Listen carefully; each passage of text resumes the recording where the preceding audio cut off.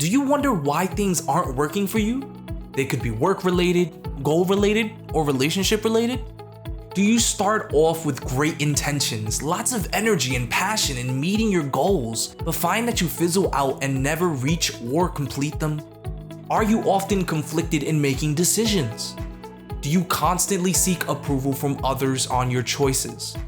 Are you experiencing financial instability? Do you have difficulty setting goals or achieving them? Well, guess what? You've got patterns. We all do.